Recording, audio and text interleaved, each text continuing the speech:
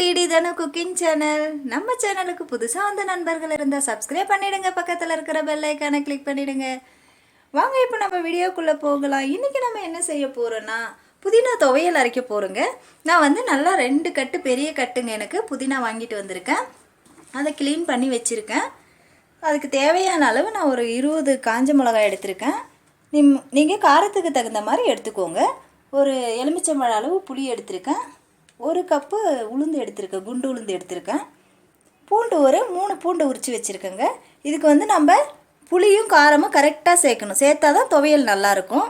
வாங்க இப்போ எப்படி செய்கிறதுன்னு பார்க்கலாம். இப்போ நம்ம ஸ்டவ் பற்ற வச்சாச்சு, ஒரு தவா வச்சிட்டோம்.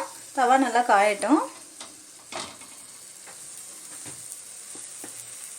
2 டேபிள் ஸ்பூன் அளவு எண்ணெய் சேர்த்து விட்டுடலாம். நம்ம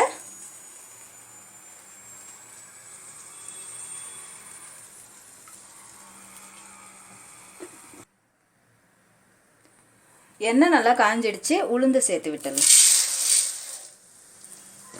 உளுத்தம் பருப்பு நல்லா செவந்து வரணும், அந்த அளவுக்கு நம்ம வறுத்து எடுத்துக்கலாம். அப்போ தான் அந்த துவையலுக்கு நல்லா வாசமாக நல்லாயிருக்கும்.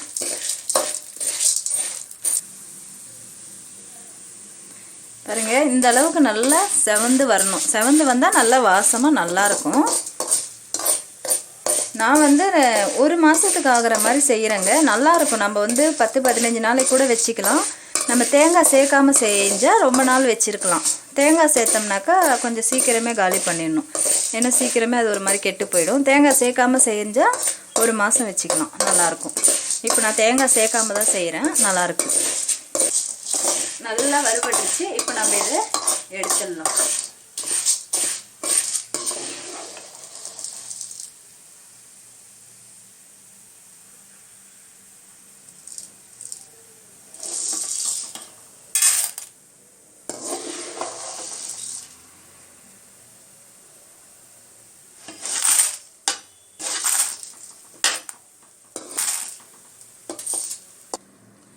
இப்போ நம்ம அதே தவாவிலே பூண்டு உரித்து வச்சுருக்கோம் இல்லைங்களா, பூண்டையும் சேர்த்து விட்டுடலாம். அடுத்தது காஞ்ச மிளகா, இதையும் நல்லா வறுத்து விட்டுக்கலாம். இது நல்லா வதங்கி வரணும். அது கூடவே நம்ம இந்த புளியும் சேர்த்து வதக்கிக்கலாம்.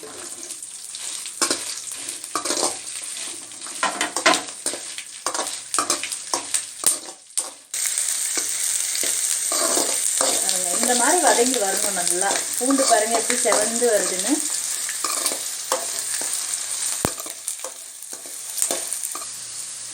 நல்லா வதங்கிடுச்சு. இப்போ நம்ம இதெல்லாம் வேற அதே பாத்திரத்துக்கு எடுத்துடலாம். உளுந்து கூடயே நம்ம அள்ளி வச்சிடலாம்.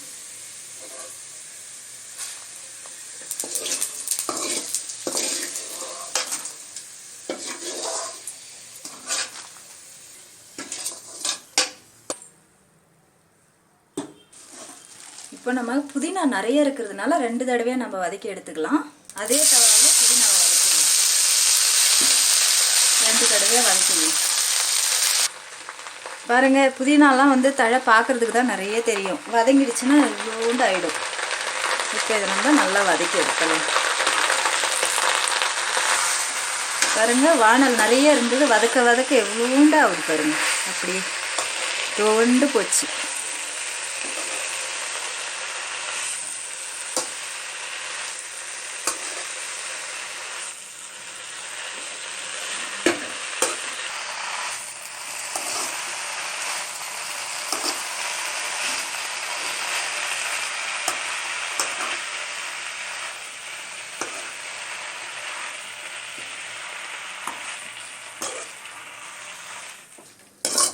தெரியலையே. பாருங்க, 2 கட்டு இது இவ்வளோதான் ஆயிருக்கு. எப்படி ஆயிருக்கு பாருங்க.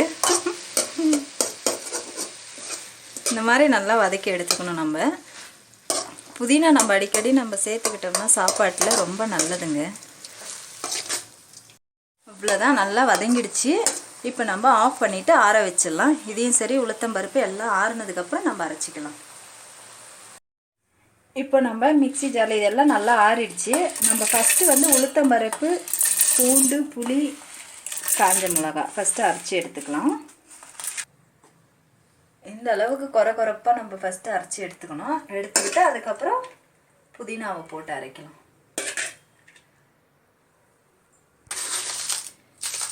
நம்ம தேவையான அளவு உப்பு சேர்த்து விட்டுடலாம்.